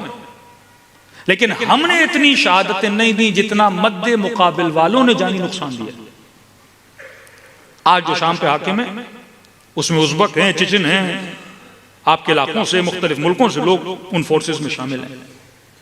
लाखों की तादाद में इन्होंने जाने दिए, लाखों की तादाद में, इस एम के लिए कि शाम हमें मिल जाए। और जब ये लोग जंग लड़ते थे तो कहते थे बस मिलने की देर है, और मिल गया तो हम इन कब्रों को गिरा देंगे। उनके अल्फाज के हम इन बुतकदों को गिरा देंगे, इस शिर्क और बिदअत के मकानों को गिरा देंगे और अल्लाह के नाम को बुलंद करेंगे। अब बताइए, लाखों जाने देने के बाद जब उनको शाम मिला, उन्होंने कुछ भी नहीं किया। मकाम ताज्जुब तो है, एक आदमी खाने के लिए भूखा हो और खाना उसे मिल जाए, कुछ भी ना करे। यहां के लोगों को अगर एक पीर और वली की कब्र मिल जाए तो कभी बम से फोड़ देते हैं, कुछ कर। और यही वो लोग हैं हुजर इब्न उदैय के कब्र को गिराया, मिसमार किया। यही वो लोग हैं जो जनाबे सकीना जो ज़ैनबिया के शहर के करीब हैं, उनकी कब्र पे बम लगाया। यही वो लोग हैं जो हरमैन अस्करियन को गिराया। यही वो लोग हैं जिन्होंने इराक में कई जगहों पे बम लगाए, मज़ारात पे। आज तो सब कुछ उनके पास है, हरम भी उनके पास है, दोनों हरम उनके पास है। गमला तक नहीं हिला सैयदा के हरम में। मौजज़ा तो नहीं है ना, इख्तियार है उन लोगों के पास, जो चाहे कर सकते हैं। नहीं किया। दो सवाल, क्या इसलिए नहीं किया क्योंकि सुधर गए हैं? क्या इसलिए नहीं किया क्योंकि आज उनके अकीदे बदल गए कि नहीं जनाब, कब्रों को मिसमार नहीं किया जाता? सबसे पहली कब्र जो आने के बाद उन्होंने मिसमार की है वो बशार अल असद के बाप की कब्र है। क्या आज उनका अकीदा बदल गया कि वहां जाके नमाजें पढ़ो, दुआएं करो, ज़ियारतें करो तो सब कुछ सही है? यहां तो वो बदल गए हैं। दूसरा रीजन क्या हो सकता है कि जिनके बेसिक अकाइद में ये है कि कब्रें गिरा, उनकी ये पहचान है। शिया हो या बरेलवी मकतब से ताल्लुक रखता हो, वो तो जाते हैं औलिया की कब्रों पर। वो इंडिया हो या पाकिस्तान हो या अजमेर शरीफ हो या सेवन हो, ईरान में हो या करबला में हो, ये लोग तो जाते हैं। उनकी पहचान ये है कि कब्रों पर नहीं जाते। लेकिन नहीं गिराया। क्या अदब पैदा हो गया? क्या एहतराम पैदा हो गया? क्या अकीदे बदल गए? न अकीदा बदला है, न अदब आया है, न एहतराम आया है। क्यों नहीं कर रहे? अब सुनो, कुरान के हुक्म के मुताबिक अल्लाह फरमाते, ऐ मेरे हबीब, तुम्हारे मुआशरे में दो तबके ऐसे हैं जो नहीं सुधरेंगे तो मुआशरा तरक्की नहीं करेगा। कई लोग यहां से ईरान जाते हैं। एक सवाल अक्सर लोग आके हमसे कहते हैं, मौलाना ईरान में वली फ़क़ी की हुकूमत है, एक मौलाना की हुकूमत है, एक मुत्तकी फर्द की हुकूमत है। लेकिन जब हम ईरान देखते हैं, तेहरान जाते हैं, इस्फहान जाते हैं, शिराज जाते हैं, तो वहां लोग बड़े बेदीन हैं। बेहयाई दिन ब दिन बढ़ती जा रही है। दीन गुरीजी, लोग दीन को छोड़ के बेदीन होते जा रहे हैं, एथियस्ट होते जा रहे हैं। तो क़िबला, फिर इस मौलवी की हुकूमत का फायदा क्या? फिर मुज्तहिद की हुकूमत का फायदा क्या? उसके नीचे दीन न बढ़े, लोग दीनदार न बने। फिर शहनशाह की हुकूमत में और आज के दौर में फर्क क्या है? मैंने कहा जनाब, मेरे एक सवाल का जवाब दो। ये तो एक मुज्तहिद हैं जिनके अंडर आप देख रहे हो मुआशरे में गुनाह भी है, मुआशरे में बेहिजाबी भी है, बेदीनी भी है, और आप कहें कि मुआशरे में अगर बेदीनी है तो कसूर किसका हुआ? हाकिम का हुआ। क्योंकि उस नेक हाकिम के होते हुए लोग दीनदार क्यों नहीं बने? मैंने कहा एक मुआशरा है जिसका नाम है मदीना, उस मुआशरे की तरबियत करने वाले फर्द का नाम है कायनात की सबसे बड़ी शख्सियत, खुदा का भेजा हुआ नबी मोहम्मदुन रसूलुल्लाह सल्लल्लाहु अलैहि वसल्लम। मेहनत, ज़हमत, तरबियत, तज़किया, तालीम सब किसका काम है? रसूल का काम है। मैंने कहा मेरी समझ में नहीं आता, शियों के लिए कर रहा हूं। मैंने कहा मेरी समझ में नहीं आता कि जिस माशरे की तरबियत रसूल ने की, रसूल के जाने के बाद कुछ ही दिनों में उस माशरे ने अपने ही नबी की बेटी के घरवासे को आग लगा दी। मुरब्बी रसूल खुदा। अगर कोई मेरा अहले सुन्नत भाई इस वाक़े को नहीं मानता तो करबला को तो सब मानते हैं ना। विदिन 60 ईयर, 60 साल के फासले में जिस माशरे की तरबियत रसूल कर रहे थे, उसी माशरे के अफराद में या उनके बच्चों ने रसूल खुदा के नवासे का सर बदन से जुदा किया, घोड़े घोड़ाए, चादरें लूटी, दरबारों में ले गए। अब कसूर मुरब्बी का है या माशरे का? फिर आप कहेंगे मौलाना फिर एक इमाम अगर माशरे का इमाम हो जाए और उस माशरे में तरबियत न हो, फायदा क्या? रसूल उस माशरे को संभाल रहे हैं, उसी माशरे में कोई कातिल ज़हरा बन जाता है, हुकूमत अमीरुल मोमिनीन की और जंग सिफ़ीन का फराद अली के मुखालिफ बन जाते हैं। मैंने कहा फिर उस माशरे में रसूल ने सलमान भी तो बनाए, अबूजर भी तो बनाए, अम्मार भी तो बनाए, मालिक भी तो बनाए, बिलाल भी तो बनाए। अब माशरा बिगड़ता क्यों है? इन 2 पॉइंट्सों को समझें। कुरान की हुक्म फरमाया हबीब तुम्हारे मुआशरे में 2 तबकात ऐसे हैं। फरमाया हबीब एक तबका बुद्दू अरब का तबका। अरब बद्दू का मतलब देहाती सहराओं में रहने वाला, जिसने दीन और शऊर लिया नहीं। फरमाया ये तबका बहुत जल्दी गुमराही के असर में आ जाता है। फरमाया हबीब इस तबके पे निगाह रहे।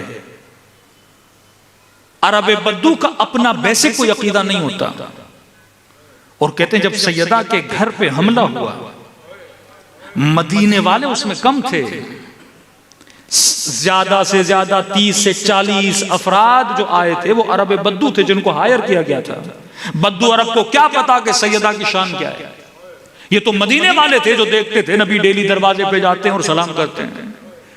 मुख्तलिफ वाक़यात सुनते रसूल खुदा के पास कहने लगे या रसूल अल्लाह हम दीन आपसे सीखना चाहते हैं। नबी ने फरमाया इतनी जल्दी दीन कैसे बताऊं या रसूल अल्लाह, मुझे देर हो रही है, मेरी बकरियां हैं, मेरा घर है, मेरे बच्चे इंतजार कर रहे हैं, बस 2 जुमलों में मुझे दीन बता दीजिए। तो वो कुरान की आयत वमन यअमल मिस्काल ज़र्रतिन खैरन यरा, जो थोड़ा सा खैर करेगा देखेगा, जो थोड़ा सा शर करेगा देखेगा। ये लेके चला गया ऊपर। न ये ज्यादा अहले बैत को जानते थे, न शान आले रसूल को जानते थे। अरब बद्दू पाकिस्तान 1978 आज पारा चनार के हालात आप देख रहे हैं। वैन में कुछ लोगों को गोलियां मारी जाती हैं, उस शहर में खड़े हुए बच्चे अपने हाथों में लाठियां उठा के उनको मारते हैं। एक जवान को जिंदा जिंदा पानी में डुबोया जाता है, दूसरा बंदा लाठी मार के देखता है कि मरा के नहीं। क्या हुआ इंसानियत को? इतनी नफरत 13-14 साल के बच्चे में कि मरे हुए बंदे को लाठियां मार रहे हैं, पत्थर मार रहे हैं। खाना नहीं पहुंचा, उनकी तरफ राशन जाता है, गाड़ियों को जला दिया जाता है। ये कौन सा तबका है? 1978 जिहादीज बनाए गए। किन तबकों से? कराची से ज्यादा जिहादी बने, शहरों से ज्यादा जिहादी बने। सर्वे पूरा निकाल दीजिए। जिहादीज को या बलूचिस्तान के सहराओं से या केबी के पहाड़ों से या गिलगित बल्तिस्तान और चमन की साइड से लाया गया। वो तबका जो ज्यादा पहाड़ों में लेता था, शऊर नहीं पहुंचाता था। बद्दू कोई बुरा आदमी नहीं है, मतलब उसका शऊर अभी इतना बेदार नहीं है। वो बहुत जल्दी लोगों की बातों के असर में आ जाता है। एक तबका अरब बद्दू जो सहराओं में रहता है, ज्यादा शऊर उसके पास नहीं आया। दूसरा फरमाया हबीब तुम्हारे मुआशरे का वो तबका जो पढ़ा लिखा है, जिसके लिए मैं एक आयत नहीं पूरा सूरा उतार रहा हूं, सूरह मुनाफिकून। पढ़ा लिखा जो तेरे साथ बैठता है, घूमता है, ज़बान पे तेरा कलमा भी लाता है, ये सारे फजाइल भी देख रहा है। कभी अली का हाथ बुलंद कर रहे हो, कभी सबके दरवाजे बंद करके एक दरवाजा खोल के रखते हो, कभी अपने बच्चों को कांधे पे बिठाते हो, सब देख रहे हैं, लेकिन दिलों में निफाक है। फरमा दूसरा ये तबका। अब कौन सा तबका किस तबके के जेर असर होता है? फरमा ये बद्दू तबका इस मुनाफिक तबके के असर में आ जाता है, क्योंकि इसके पास इल्म नहीं है। मौलवी खरीदे गए, बद्दू आदमी को क्या पता दीन क्या है। मौलवी ने मिंबर पे फतवा दिया, एक को मारोगे तो 10 पूरी फैमिली के साथ जन्नत में जाओगे। बाज़ औक़ात वाक़या सुनाता हूँ, लोग समझते हैं मौलाना लतीफ़ा है, लतीफ़ा नहीं मेरे अजीज, अफगानिस्तान का वाक़या है। 17 साल का जवान जब खुदकुश बम्बार्डमेंट बन के कहीं पे जा रहा था तो अफगानिस्तान की गवर्नमेंट उसे पकड़ा, बम न फाड़ सका, हाथ पकड़ लिए उसके, और उसकी चेकिंग की, पूरा जैकेट वैकेट उसका उतारा, उसकी जेब से 2 चम्मच मिले। हैरत से देखने लगे कि खुदकुश हमला करने गया और चम्मच लेके गए। का चम्मच किस चीज के? का मुफ्ती साहब ने कहा था शहीद होने के बाद पहला डिनर रसूल खुदा के साथ है, पहला खाना रसूल खुदा के साथ, मैंने जेब में क्या रखे? चम्मच रखे। ये उसका लेवल ऑफ थिंकिंग है। वो तो एक अच्छी नीयत के साथ गया ना। ये जितने काफिर काफिर शिया काफिर के नारे लगाते, किसी एक को पकड़ के ला और पूछो क्यों कह रहे हो, नहीं पता। जंग सिफ़ीन अमीरुल मोमिनीन को गालियां दी जा रही हैं, कोई आम नहीं, मोमिनों का अमीर, खलीफे रसूल। और जब मौला वाले गालियां देते हैं, ये बद्दुओं का काम होता है कि गाली के जवाब में गाली दी जाए, एक जाहिल का काम होता है। इमाम ने फरमाया इन्नी अकरहु लकुम अन तकूनु मिनस सब्बाबीन, गाली न दो, उससे जाके पूछ क्यों दे रहा है। और जब पूछा तो उसने कहा मैंने सुना है तुम्हारा मौला नमाज नहीं पढ़ता। इमाम ने कहा इसको लेकर आ। जब लश्कर में आया, अब ऐसे करन जुहादे समानिया में सबसे ज्यादा इबादत करने वाला रसूल खुदा का सहाबी कसके खेमे में लेकर जा। अब ऐसे करन को उसने देखा कि तुझे पता है अली नमाज नहीं पढ़ते, ही जो सबसे ज्यादा जाहिद है ये मेरे खेमे में क्या कर रहा है। अब इसने कहा मैंने इबादत करना सीखी तो अली से सीखी है। जब इसे दलील मिली तो इसका बद्दूपन खत्म हुआ और अमीर मोमिनीन के लश्कर में शामिल हो गया। मुनाफिक तबके को हायर किया गया ताकि जो कम पढ़ा लिखा तबका है वो उसके ज़ेरे असर आए। यशतरून बिआयातिल्लाहि समनन कलीला, जो खुदा की आयतों को बेचा करते हैं, फतवे देकर मुस्लिम के दिल में मुस्लिम के लिए नफरत को पैदा किया। तो निफाक का तबका असर में लाता है किस तबके को? जो कम पढ़ा लिखा। प्रोपेगंडा सबसे ज्यादा किस पे असरअंदाज होता है? कम पढ़ा लिखा तबका, जिसमें शऊर नहीं पाया जाता। थोड़ा पाकिस्तान का सिस्टम देख लें, या इलेक्शन होता है, वोट बिकता है, सबसे ज्यादा वोट कहां बिकता है? फैसलाबाद वाले बेचेंगे, लाहौर के सिटी के लोग बेचेंगे, कराची के शहर के लोग वोट बेचेंगे, हैदराबाद की सिटी के लोग बेचेंगे। शहरों में वोट नहीं बिका जाता, कम बिकता है। हाँ, लिसानियत हो सकती है, मजहब परस्ती हो सकती है, उस बुनियाद पे देगा। पढ़ा लिखा तबका अपने शऊर को बेचता नहीं है। लेकिन देहातों में चले जाइए, 5000 में वोट बिक जाता है। बद्दू लोग अपना ईमान भी बेच देते हैं। अकीदत इतनी होती है कि मौलाना ने फतवा दे दिया, उसके पीछे सब कुछ क्या करते हैं, बगैर रिसर्च के जो कह रहा है सही है या गलत है। शाम में ये जो लश्कर बना, 11 साल से लड़ रहे थे, ये बद्दू लोग हैं जो इस लश्कर में हैं। सरकर्दे मुनाफिक जो ऊपर बैठा है, अगर वो कहेगा रोजों को न गिराओ तो ये नहीं गिराएंगे, क्योंकि बद्दू है। बद्दू का अपना कोई अकीदा नहीं होता। उसे कहेंगे रोजे गिराओ, 1 सेकंड देर नहीं करेगा गिराने में। उसे कहेंगे न गिराओ, वो नहीं गिराएगा, क्योंकि ये वो नहीं सोचता कि मैं जो पहले कर रहा था तब क्यों कर रहा था, जब नहीं कर रहा था तो आज क्यों नहीं कर रहा। जैसे पाकिस्तान में बोलते थे शिया काफिर हैं, फिर इन्हीं के बड़े जब हमारे पीछे नमाज पढ़ने लगे तो ये कौम फिर हमारे पीछे नमाज भी। ये नहीं सोचा कि पहले क्यों कर रहे थे और आज क्यों नहीं कर रहे। तभी अमीरुल मोमिनीन फरमाते हैं जहां जहां शऊर आता है वहां वहां अली पे ईमान आ जाता है। हा? तुम्हारा काम है किसको बढ़ाना? शऊर को बढ़ाना। अब ये जो मुनाफिक तबका ये हर जगह पाया जाता है। हमारे शियों के अंदर जो इख्तिलाफात है ना, एक सादा मौलाई तबका, बिल्कुल सादा, इसे कौन गुमराह करता है? वो मुनाफिक तबका इस्तेमाल करता है। अब फरमाया ये तुमने सोचना है कि कहीं तुम मुनाफिक तबके के अंदर गिरफ्तार न हो जाओ। तुम्हारे अंदर पहचान होनी चाहिए कि हकीकी मोमिन कौन है, और अली का नाम इस्तेमाल करके कहीं कोई तुम्हारे ईमान को चुरा न ले। सलवात पढ़े मोहम्मद व आले मोहम्मद।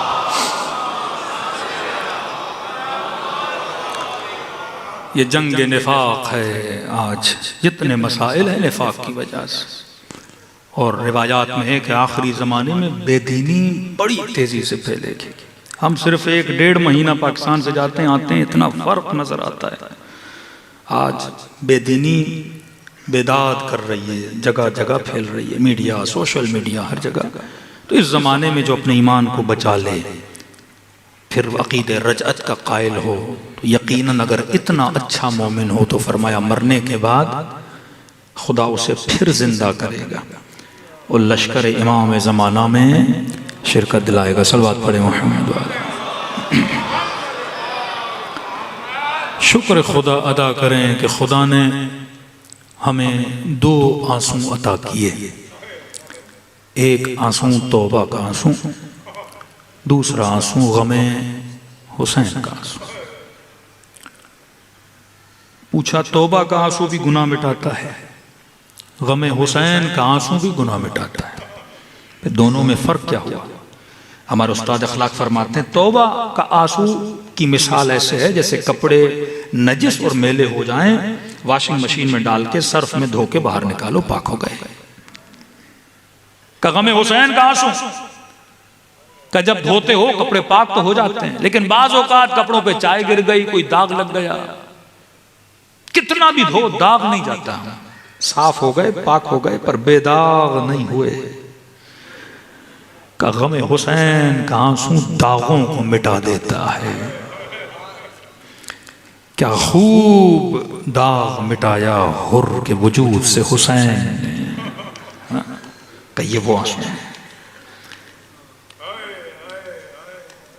ईरान के बहुत बड़े खतीब आग़ाए काफ़ी, उनके बेटे भी खतीब, कहते मुहर्रम अय्याम अदा और सफ़र के गुजरने के बाद गले में तकलीफ हुई, डॉक्टर को दिखाया, कहा आपको कैंसर है।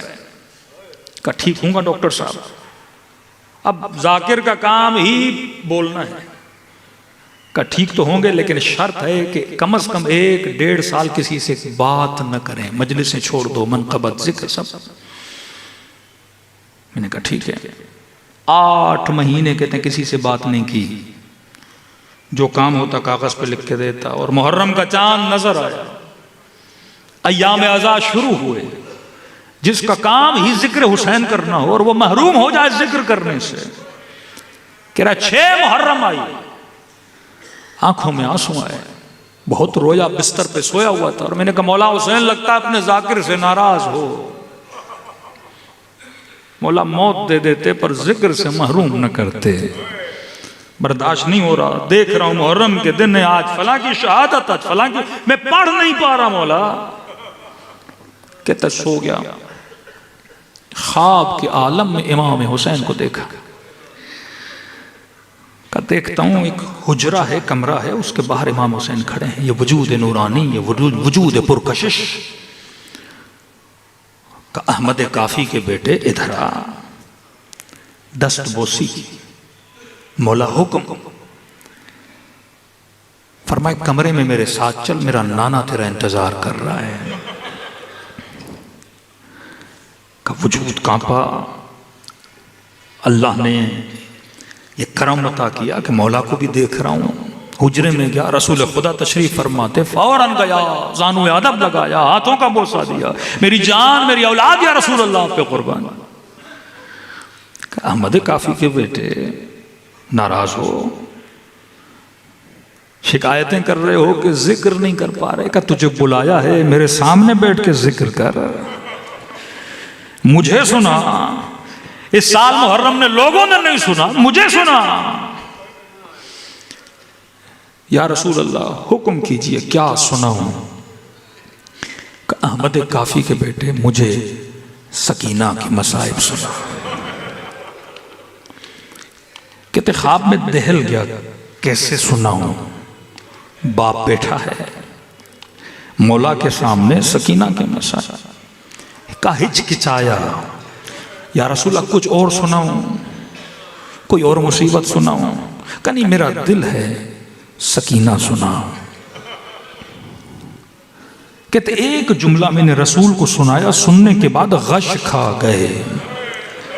मैं नींद से उठा, धाड़े मार के रोने लगा। मेरी माँ दौड़ी दौड़ी आई, बेटा क्या हुआ? अहवाल सुनाया। परेशानी के आलम, बेटा पहली मर्तबा मैंने तुझे बात करते हुए सुना, 8 महीने से बात नहीं की। देखा दर्द भी नहीं, तकलीफ भी नहीं, चेकअप करवाया, बिल्कुल ठीक। पूरे मोहल्ले को पता चला, हमसाये लोग सब जमा हो गए। इतने महीनों के बाद इसे सहन में देखा, सारे लोग आके बैठे। इसने सुनाया, मैंने मसाइब सुनाए और शफा मिल गई। अर्ज करते हैं कि उस दिन के बाद से कहते हैं मुझे एक चीज का एहसास हुआ कि इस नन्ही सी बच्ची के मसाइब में खुदा ने शफा रखी है। लोगों से कहा करते थे तुम्हारे बच्चे बीमार हो जाएं, माँ बाप बीमार हो जाएं, कोई ऐसी लाइलाज बीमारी हो जाए तो बुला के सकीना के मसाइब सुनाया करो, क्योंकि मैं वो दलील हूं जिससे खुदा ने शफा दी है। सारा मजमा जमा हुआ, सबने कहा कि हमने भी 8 महीने से आपको नहीं सुना, लेकिन हमें ये तो बताइए आपने ऐसा कहा क्या कि रसूलुल्लाह गश खा गए। का कुछ लंबी चौड़ी रिवायत नहीं पढ़ी मैंने, बस एक जुमला ही कहा था कि रसूल गश खा गए। का क्या पढ़ा? का मैंने बस इतना पढ़ा, या रसूल अल्लाह जब बच्ची की गोद में बाबा का सर था तो बड़ी हसरत से बाबा को देख के कहने लगी कि बाबा, और मेरे 3 दिन के गरीब बाबा, बाबा तेरी बच्ची का रुखसार छोटा था, जालिम का हाथ बड़ा था। का बस इतना कहा, रसूल खुदा गश खा गए। अजब नहीं कि इमाम हुसैन जब वसीयत करते हैं, शियो जब पानी पिया करो मेरी सकीना को याद किया करो। आज बड़ी गुर्बत में है उस बीबी का रोज़ा, आज बड़ी गुर्बत में है अली की बेटी का रोज़ा। अल्लाह करे ने किया, बारहा कह चुका, फरमाया जो खुलूस से दिल से मुझ हुसैन को सलाम करे खुदा उसे सवाबे ज़ियारत हुसैन अता करता है। शर्त यह है कि जब सलाम करे तो आंखों में आंसू आए, न चाहते हुए आए। उस वक्त फरमाया ये मत समझना ये तेरे आंसू हैं, हुसैन ने तुझे तेरे सलाम का जवाब भेजा है। अस्सलाम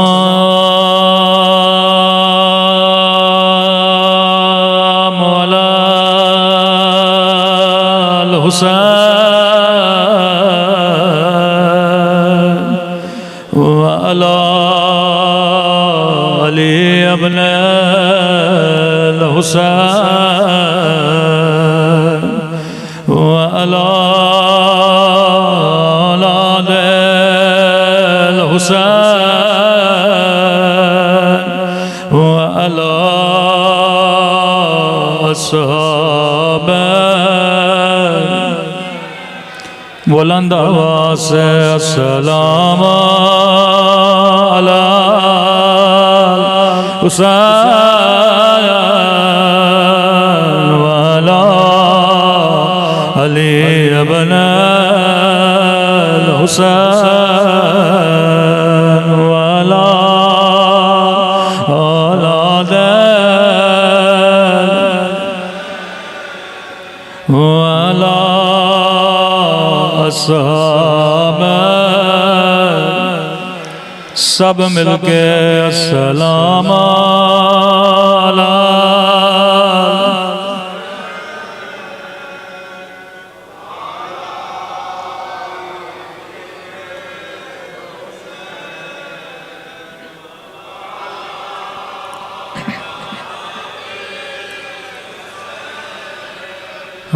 अला अस्हाब मेरा सलाम हो ज़ैनब की लुटी हुई चादर पे, मेरा सलाम हो जलते हुए खैमा पर, मेरा सलाम हो करबला में टूटी हुई पसलियों पर, मेरा सलाम हो रस्सियों में बंधे हुए हाथों पर,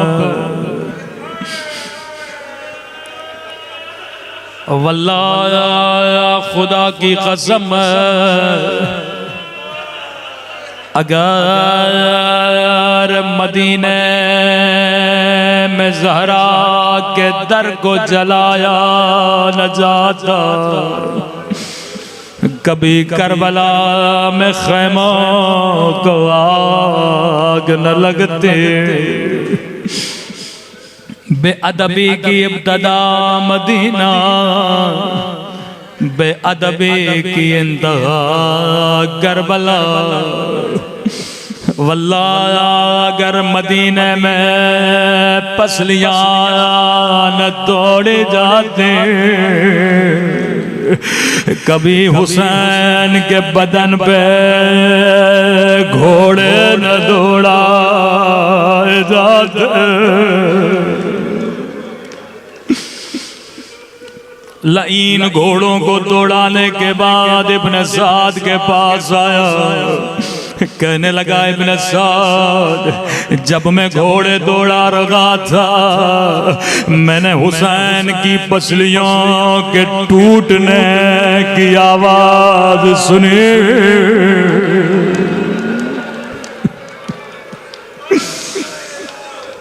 अगर मदीने में पसलियां न तोड़ जाती, कभी करबला में ये बेतरामी न होती। वल्लाह अगर मदीने में अली के हाथों में रस्सियां न बांधी जाती, कभी ज़ैनब के हाथों में रस्सियां न बांधी जाती। मुझे कसम है खुदा के, अगर मदीने में नबी की बेटी को दरबार में बुलाया न जाता, कभी शराबी के दरबार में नबी की नवासी को बुलाया न जाता।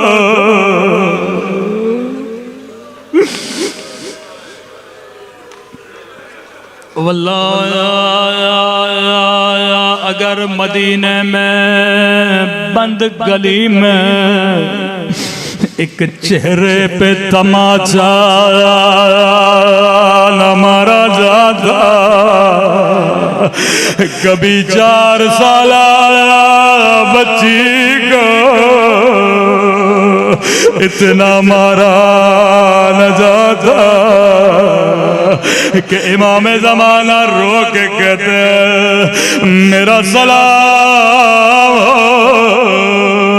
उन नन्हे से रुखसारों पे ओ जिनका रंग बदलता रहा।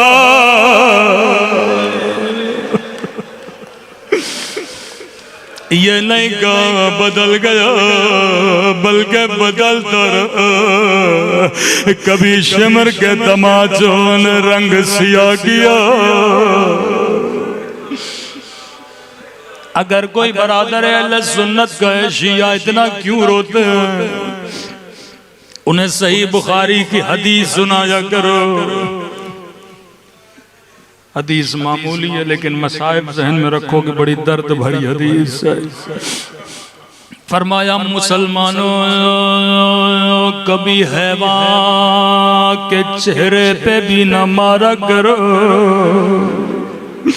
हैवानों के चेहरों का भी एहतराम किया करो। मेरे चौथे इमाम कहते हैं बच्ची की गोद में बाबा का कटा हुआ सर था, कहने लगी मेरे गरीब वतन बाबा, ओ मेरे 3 दिन के प्यास बाबा, बाबा तेरी आंखें बंद क्यों है? बाप कभी बेटी से शर्माता नहीं। बाबा जरा आंखें खोलो, जरा मेरा नन्हा चेहरा देखो। बाबा तेरी सकीना का चेहरा छोटा था लेकिन शिमर का हाथ बड़ा था।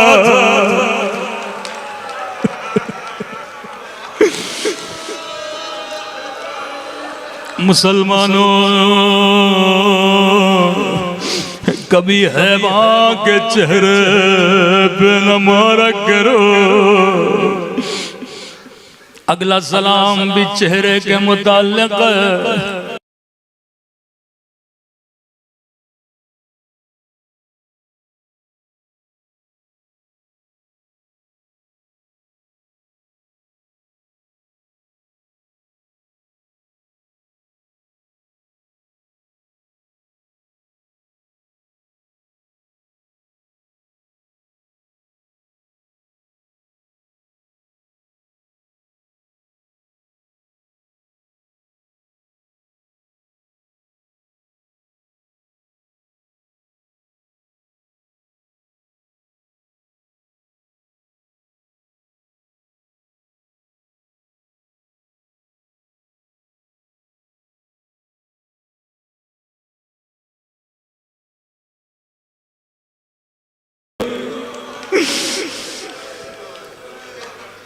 आखिरी जुमला ज़मतमा, मेरा सलाम उन जख्मी कलाइयों पे। ज़हनों को सैयदा ज़ैनब की तरफ ले जाओ। मेरा सलाम उन जख्मी कलाइयों पे जिन्हें रस्सियों से बांधा गया। मैंने अपने उस्ताद से कहा ये किसकी कलाइयाँ हैं? कहने लगे ये सैयदा ज़ैनब की कलाइयाँ हैं जिन्हें इमाम ज़माना याद करके रो रहे हैं। मैंने कहा सैयदा ज़ैनब को ताज़ी आने लगे। मौला ने वो मंजर याद नहीं किया, किसी ने पत्थर मारे, मौला ने वो मंजर याद नहीं किया। नेज़े की अनियों से मारा गया, इमाम ने उस पर सलाम नहीं किया। मैंने कहा इस रस्सियों में ऐसा क्या था? कहने लगे ये कोई खास दिन की रस्सियाँ है। कौन सा दिन है? कहने लगे 11 मुहर्रम को जब ज़ैनब की निगाह हुसैन के बदन पे पड़े और ज़ैनब ऊंट से ऐसे गिरी जैसे अब्बास गिरे थे। शायद कोई मोमिन कहे मौलाना ये क्या पढ़ रहे हैं कि ज़ैनब ऐसे गिरी जैसे अब्बास गिरे थे। कदीमी मोमिनो जानते हो अब्बास कैसे गिरे? मौलाना अब्बास के तो बाजू सलामत नहीं थे, लेकिन ज़ैनब के तो बाजू सलामत थे। गाजी की तरह कैसे गिरी? मैंने कहा जवाब मैं नहीं दूंगा। इमाम ज़माना फरमाते हैं मेरा सलाम हो मेरी उन पुफियों और जिनके हाथों को उनकी गर्दनों से बांधा गया। ज़ैनब ऐसे गिरी जैसे अब्बास गिरे थे, लेकिन एक फर्क था, गाजी घोड़े से गिरे, ज़ैनब ऊंट की ऊंचाई से गिरी।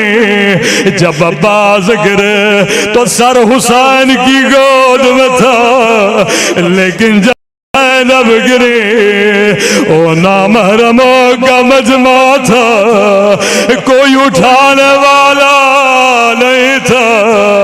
फरियादें करने लगी ऐना ऐना अली अकबर, ऐना हुसैन।